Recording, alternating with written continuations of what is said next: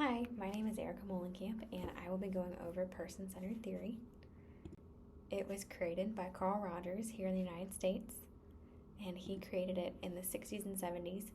He was essentially looking to find an alternative way to counsel. He didn't really believe fully in the psychoanalytic or the behavioral approaches. He really looked at how the counselor was a third force within counseling. He was influenced by Maslow and his basic principles. So some of the ideas that Maslow had, where there's a hierarchy of needs and we self-actualize. So Rogers took some from that and then the overall positive psychology movement, and he founded this belief that people were trustworthy, they have potential to understand themselves, and that they can be self-directed in their growth through a specific kind of counseling relationship. Essentially, what Rogers did with creating this theory is he challenged a lot of commonly accepted ideas. He rejected the ways that interventions were and techniques were introduced to the counseling. He didn't really believe that the technique mattered so much. He looked at the counselor, which we'll talk about in a little bit. He viewed things through the humanism perspective, which was more optimistic than existentialism, even though they had some similarities. And he looked at how we have a natural potential to recognize and find our purpose within our potential, that really what the client needs to grow is already within them. We're just kind of helping pull it out. So this is kind of a common theme within, that human nature had the ability to move forward if the conditions for growth were available. So it's really, really the basis of his understanding. So what is it? He looks at person-centered theory and says there's 3 attributes that a counselor has to have for a client to grow. The first one being congruency. So essentially that the counselor is who the counselor is, who the counselor is. Basically, they're genuine. That within the hour the client is seeing them, there's nothing that's fake. There's nothing that the counselor is trying to portray, that they really do appear as they are. The second is that there's unconditional positive regard, so acceptance. That the counselor isn't saying, if you do this to the client, then I'll accept you, that you're okay the way that you are. That's not what's occurring. The counselor is saying that just because you're here, you are worthy, you are accepted, we can move forward believing as such. And then the third, that the counselor has an accurate empathetic understanding. So while we're not looking at sympathy, we're not looking at feeling sorry for somebody, we're looking at how the counselor takes their own experiences and draws upon them to try to put themselves in the client's shoes and really understand their viewpoint, really take into account what they're going through, and go from there. So based on these 3 principles, Rogers says that human tendency is to try to self-actualize. It's trying to be the best version of ourselves. So if we're doing these 3 things as a counselor, we're going to place all the responsibility on the client. They're the expert. They're the ones who know themselves the best. They're the ones who know what they've been through and know their viewpoints and their perspectives, their beliefs. We're going to take that for what it is, and our goal then is not to dictate how their counseling is going to go. We're not going to make goals for them. We're going to strive for them to be independent and have better ways to cope. So this differs a lot in how to best help clients achieve their own goals. This wasn't what was previously held. Previously, it was very much believed that the techniques and the interventions that were being provided to the client, those are most important. That was how the client was going to grow. That what you did as a counselor was more important than what you were as a counselor. So kind of the idea that the therapist role is a way of being. It's not a technique. They themselves are the technique. They're the instrument. That these therapeutic core conditions, congruency, unconditional positive regard, and accurate empathetic understanding, those are what drives all of this. That's the way that we build a relationship, that rapport between the client and the counselor. That's what's most important here, because that really allows for the growth. It fosters that comfortability in the client being able to come in and say, okay, this is what's going on and this is what I need to talk about.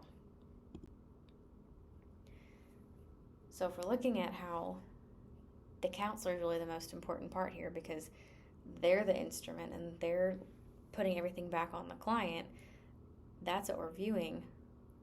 What did Rogers think caused suffering? Well, he really looked at how incongruency within the client was the root of suffering. He said that the client might experience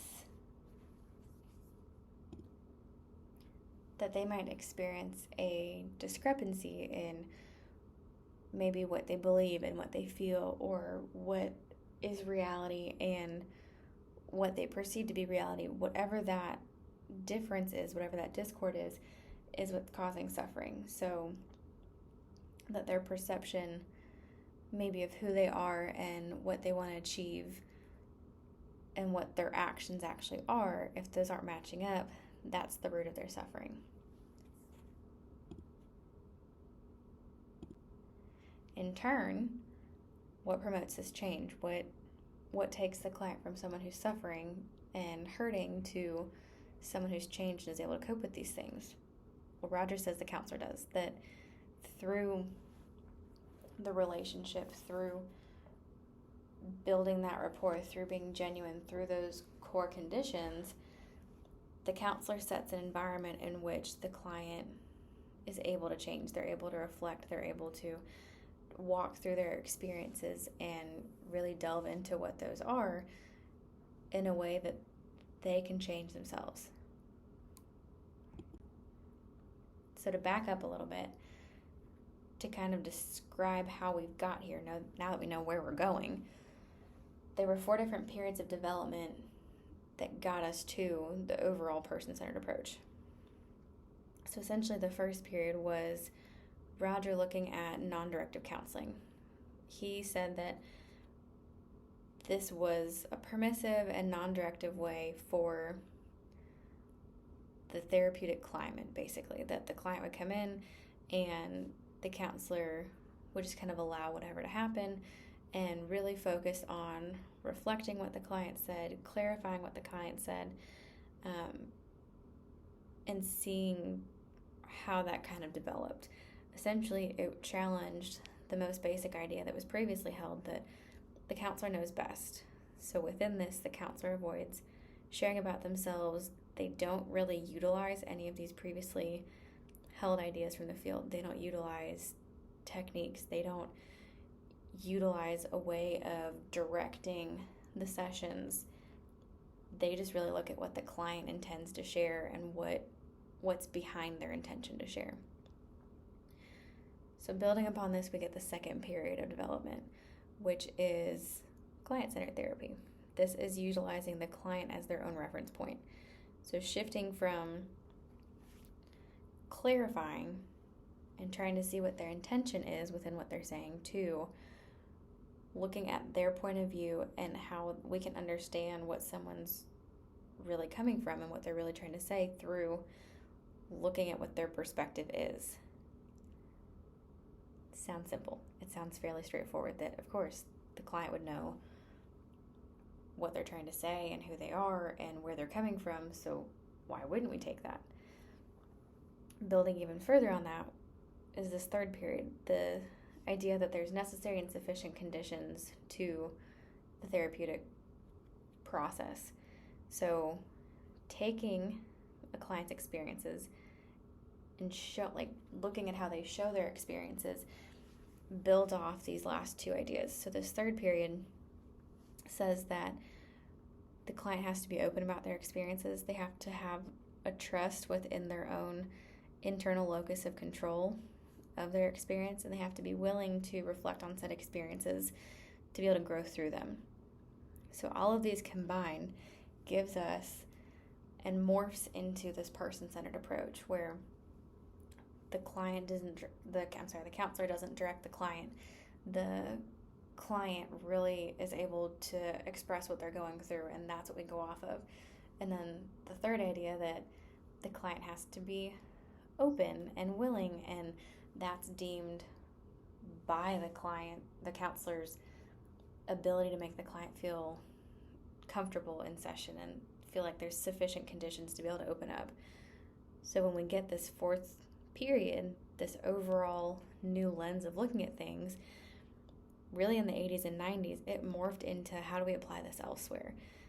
They started looking at how this could be applied to, politics overall in the world, and conflict resolution, and just different ways of facilitating relationships to handle some of the disconnect.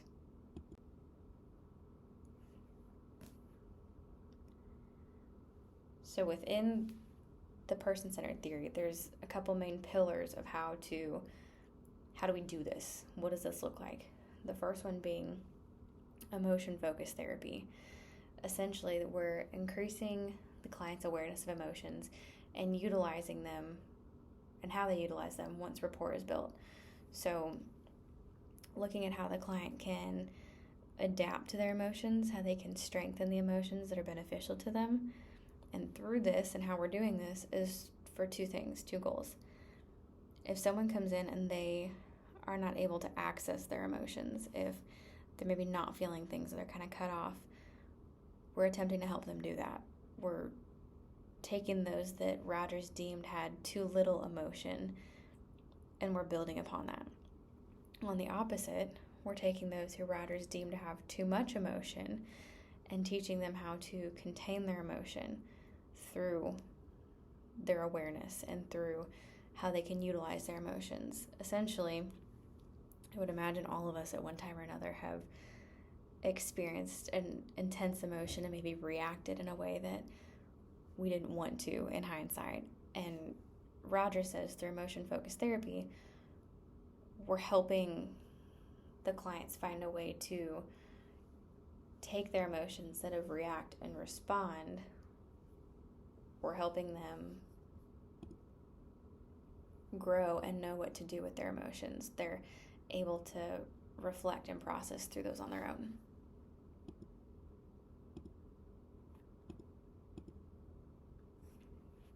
Our next pillar is motivational interviewing, or commonly referred to as MI. This was actually created by William Miller and Stephen Rollnick. So this takes person-centered theory as a whole and kind of goes back on a little bit and makes it directional. So what it means is that it's different from that non-directive, unstructured approach that Rogers really held to be true, but it keeps a lot of the same principles.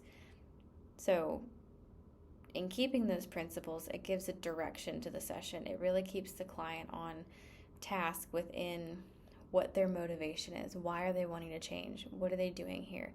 How can this be of help to them? So it's taking those basic principles, the non-judgment, unconditional positive regard, supporting clients in their own changing, looking at what that empathy looks like, and giving them somewhere to go with that. So it takes some of the discrepancy and the ambivalence that a client may feel. It's not uncommon that when you're trying to change something, you're kind of torn between it. Like, I want to change, but at the same time, I'm not acting in a way that shows that change. Well, MI really tries to hone in on that. It asks questions and really explores, well, why are we seeing two different things? It normalizes some of that reluctancy to follow through with the change. Essentially, taking what's already unstructured and those principles and giving the counselor a little bit of a tool to help the client and kind of start that progress.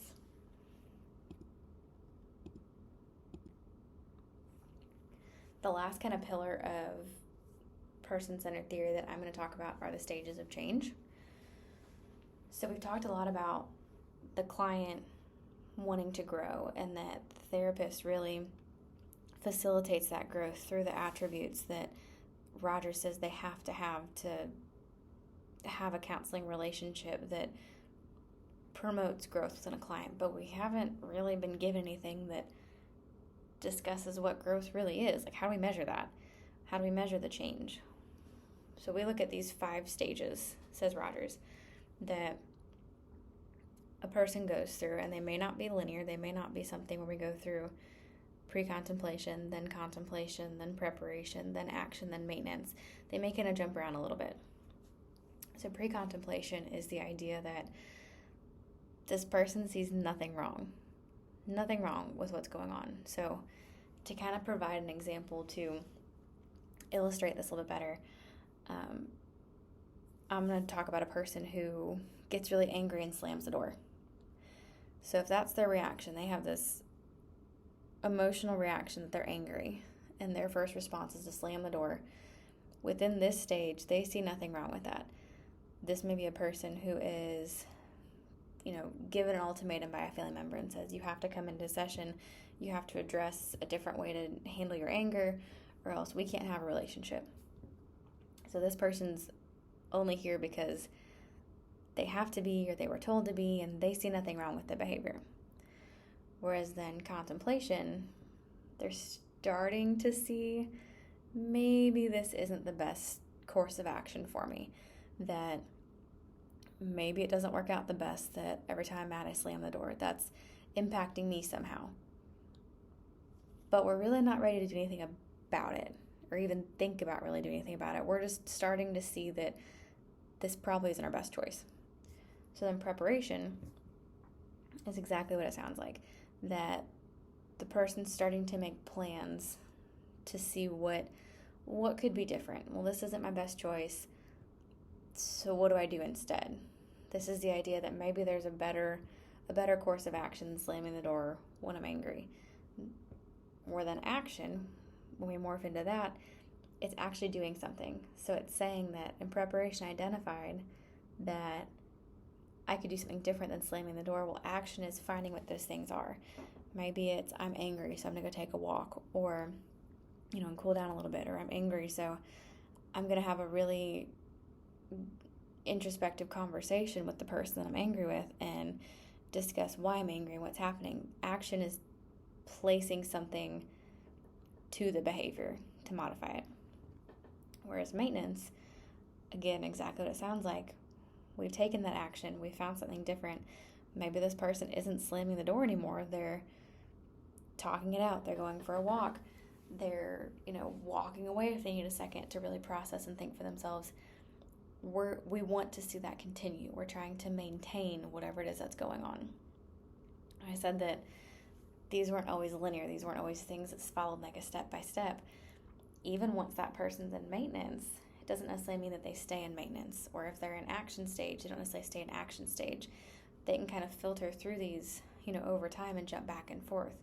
Someone who's in action, isn't slamming the door anymore, they're going for a walk.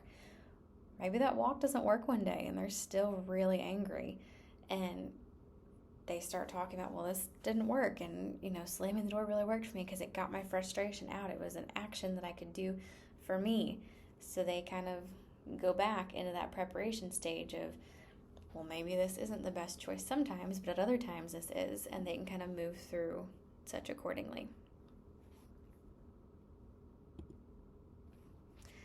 So I've thrown a lot of information at you. I thought this would be a good time to kind of wrap up by taking a quick little quiz.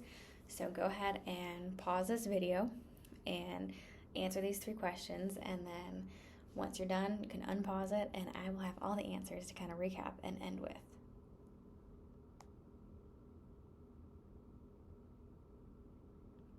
So if you're back, you must have done an amazing job on the quiz.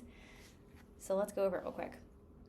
What are the 3 attributes a counselor must have for a client to experience growth? Rogers said these things were congruency, unconditional positive regard, and accurate empathetic understanding. Who created person-centered theory? That was Carl Rogers. And what are the stages of change and why are they so important? The stages of change were pre-contemplation, contemplation, preparation, action, and maintenance. They were important because they kind of give us that model or that way to track whatever that progress looks like. within the client. I really appreciate you guys listening, and I hope you have a great rest of your evening.